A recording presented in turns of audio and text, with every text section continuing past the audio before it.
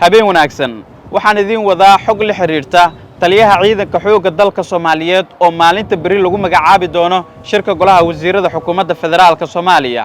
yay tahay cid loo magacaabayo maxay tahay qorshaha Villa Soomaaliya ay ku xulatay taliyaha cusub ee ciidanka xoogga dalka Soomaaliyeed warbixintan ayaan idinku soo gudbin doonaa isbeddelka hay'adaha ammaanka waxaan ahay Yuusuf Maxamed Axmed haddii aad igu cusubtiin fadlan ku soo biir page-kayga oo ka mid noqo saaxiibada igu xiran waan kaaga mahadcelinayaa muuqaalkan meel fog gaarsiin oo saaxiibadaada la wadaag si ay kula daawadaan aragtidaada qaybta comment-ka kaga soo dhiibo ila muhiim ah waynu ka soo xignay xafiiska ra'iisul wasaaraha xukuumadda federaalka Soomaaliya ayaa xaqiijinaya in shirka golaha wasiirada maalinta bari ah lagu magacaabi doono taliyaha ciidanka xoogga dalka Soomaaliyeed iyo si la mid ah taliyaha ciidanka booliiska Soomaaliyeed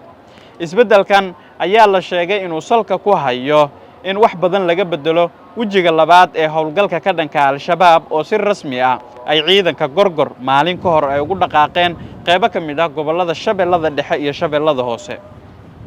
waxa warar soo baxay ay sheegayaan isla markaana aynu ka soo xignay ila ku dhow xafiiska wasiirka gaashaandhigga xukuumadda federaalka Soomaaliya taliyaha ciidanka xoogga dalka Soomaaliyeed ee hadda General Ibrahim ayaa xilka maalinta bari weyn doona waxaana loo badinayaa in loo magacaabo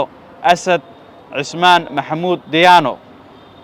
generaalkan waxa uu u soo tartamay doorashadii ugu dambeysay ee Puntland inkastoo looga adkaaday Muqdisho ayuu ku sugan yahay warar soo baxay ayaa sheegaya in Asad Diyaano kol hore caasimadda u yimid xilka taliyaha booliiska Soomaaliya balse Villa Soomaaliya ayaana ka dhigatay qorshaha koobaad ee magacaabista taliyaha xoogga dalka in General Asad Diyaano ay u xulato sababta ugu weyn ayaa lagu sheegay inay tahay qadan oo uu caaboon yahay oo in badan uu ka soo shaqeeyay deegaanada Puntland isla markaana uu la soo dagaalamay kooxda dagaalka ay kula jirto dawladda federaalka Soomaaliya ee al-shabaab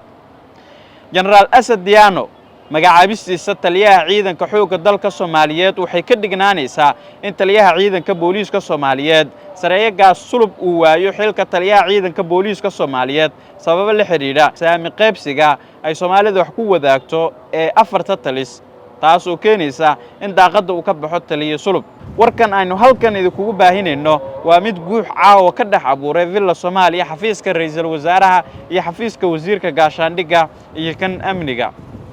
si kastaba ha ahaatee madaxweyne Xasan Sheekh Maxamuud ayaa waxa la sheegay marka uu ka soo laabto dalka Kenya oo shir muhiim ah uga qayb galayo in uu dhaqaaqi doono furmaha dagaalka fadhina uu ka dhigan doono magaalada Dhuusamareeb ee caasimadda Galmudug si halkaas looga dardargeliyo dagaalka ka dhanka ah kooxda al-shabaab wixii warar ay ku soo kordha halkan ayaad igala socon doontaan isha ku haya page-kayga nabadgelyo